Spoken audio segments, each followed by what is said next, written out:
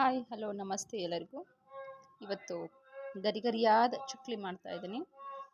2 cup ಅಕ್ಕಿ ಹಿಟ್ಟಿಗೆ 1 ಕಪ್ಪು ಹುರಿಗಡಲೆ ಹಿಟ್ಟನ್ನು ತೆಗೆದುಕೊಳ್ಬೇಕು. ಇಲ್ಲಿ ಹುರಿಗಡಲೆ ತಗೊಂಡು ಅದನ್ನು ಸಣ್ಣಗೆ ಪೇಸ್ಟ್ ಮಾಡಿದ್ದೇನೆ. ಅದನ್ನು ಪೌಡ್ರ್ ಮಾಡ್ಕೊಂಡು ಜರಡಿ ಹಿಡ್ತಾ ಇದ್ದೀನಿ. ಇದಕ್ಕೆ 2 ಸ್ಪೂನ್ ಖಾರ, ನಮ್ಗೆ ಎಷ್ಟು ಬೇಕೋ ಅಷ್ಟು ಹಾಕೋಬೋದು. ಖಾರ ಜಾಸ್ತಿ ತಿನ್ನೋರಾದರೆ ಇನ್ನೂ ಜಾಸ್ತಿ ಹಾಕೋಬೋದು. ಸಾಲ್ಟ್ ಹಾಕ್ತಾ ಇದ್ದೀನಿ. ಇವಾಗ ಸರಿಯಾಗಿ ಮಿಕ್ಸ್ ಮಾಡ್ಕೋಬೇಕು. ಅದನ್ನೆಲ್ಲವನ್ನು ಮಿಕ್ಸ್ ಮಾಡಿದಾದಮೇಲೆ ನೀರನ್ನು ಹಾಕಿ ಸ್ವಲ್ಪ ಚಪಾತಿ ಹಿಟ್ಟಿನ ಹದಕ್ಕೆ ನಾದ್ಕೊಳ್ಬೇಕು. ಅದನ್ನು ಈ ಥರ ಬರಬೇಕು. ಇದನ್ನು ಚಕ್ಲಿ ಮನೆ ತಗೊಂಡು ಅದಕ್ಕೂ ಸ್ವಲ್ಪ ಎಣ್ಣೆ ಸವರಿದ್ದೀನಿ ಒಳಗಡೆ.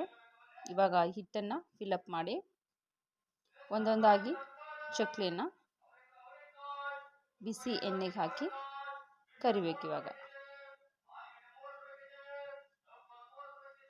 ತುಂಬ ಸಿಂಪಲ್ ಆ್ಯಂಡ್ ಈಸಿ ರೆಸಿಪಿ, ತುಂಬ ಟೇಸ್ಟ್ ಆಗಿರ್ತವೆ.